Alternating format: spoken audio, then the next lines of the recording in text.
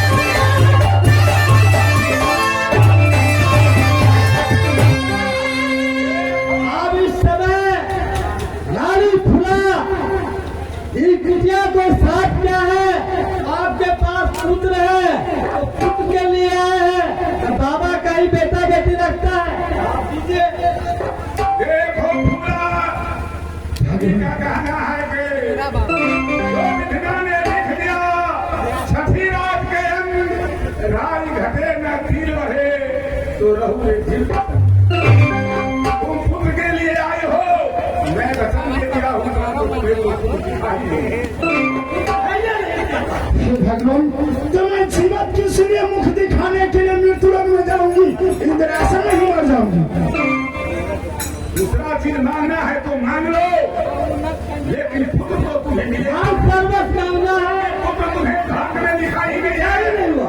भगवान हमें कुछ नहीं चाहिए, पुत्र चाहिए।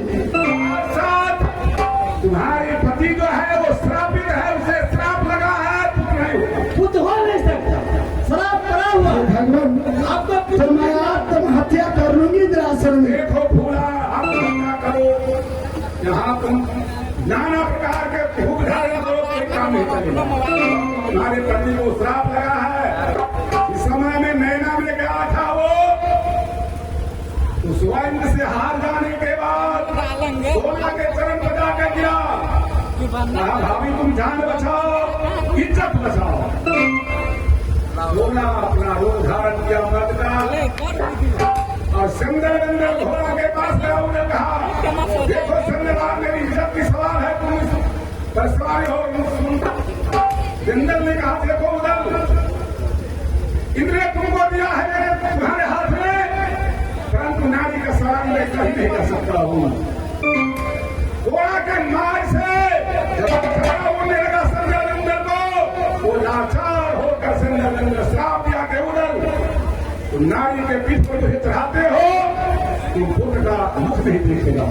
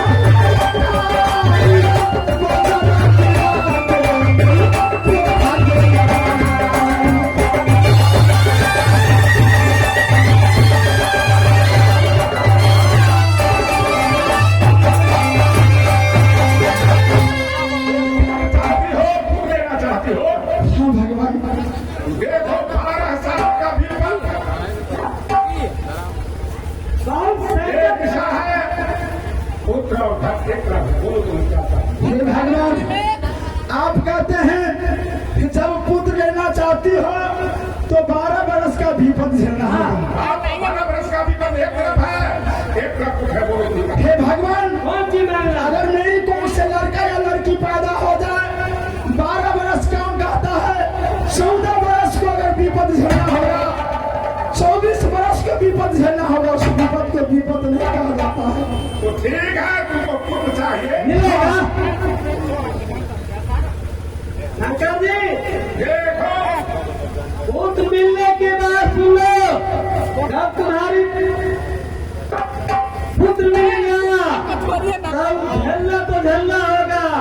साथ साथ जिस समय तुम्हारी पुत्र पैदा हो जाएगा तो बक्सर धाम 125 साधु महात्मा को जाकर पुत्र पैदा होगा। अच्छा 12 बरस को हो जाएगा तो बक्सर धाम लीला में जाकर मुरन कराना होगा। दूसरी बात, यहाँ से आपके पास पुत्र नहीं लिख रहा है। शंकर जी को वरदान से, ब्रह्मा जी को वरदान से, नारद जी को वरदान से, मुनि बाबा को वरदान से जारी मिल रहा है। जारी करने के बाद आपको जो महल में महारानी 16 महल तो नागिन है। अच्छा उस नागिन को बच के रहना। ठीक है। अगर नागिन से नहीं बच के रहेगा तो न्याय नहीं पा सकता। यहाँ से डर लेकर जाना, आना जाना सोना की बात को बच करना। ठीक है भगवान।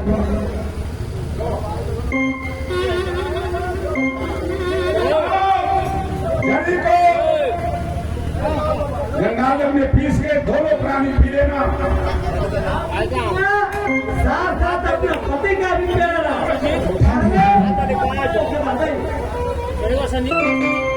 हमारा केवल है भरोसा बाजारंग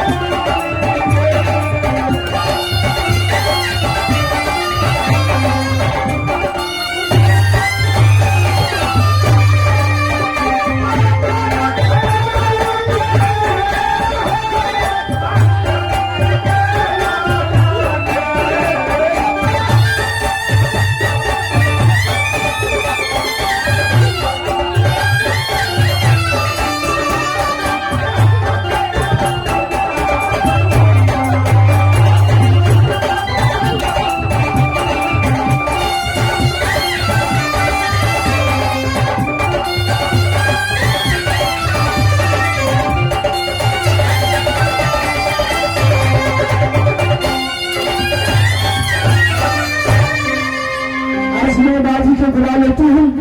महल में मैं स्वामी को बुलाऊंगी। स्वामी बंगला पे बैठे हुए हैं। अकेले लोरिया के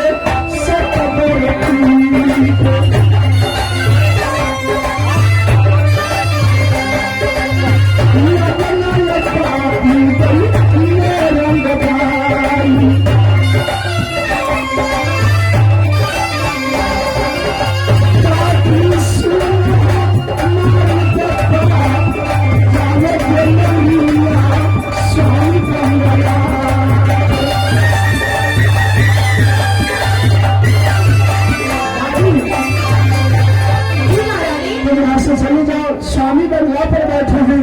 जाकर कहना है महाराज महारानी महल में बुलाई हो। क्यों नहीं महारानी जी, मैं शीघ्र से शीघ्र जाती हूँ, बुला के लाती हूँ।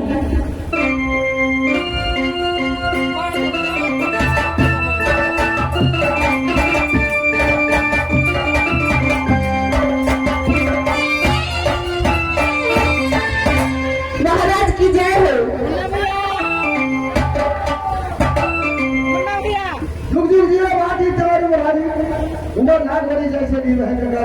महाराज जी आपको महारानी जी याद किए हैं, बोले शीघ्र से शीघ्र बुला के लाओ।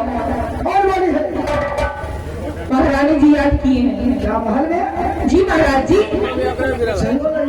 चलिए बुलाइए, बुला के लाने के लिए इसलिए आई हूँ। आज बोले बड़ी आई है। हाजी हाजी मेरे भक्ता नहीं। महाराजा आप महल में चलिए।